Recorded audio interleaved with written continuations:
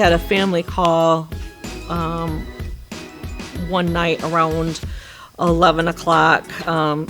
It was late. It was a cold night out, and they called worried because they had a very young baby at home and their furnace went out, and they tried everything on their own to try to get it back on, check breakers, all that. Nothing worked. And so they called us. They did receive our after-hours service.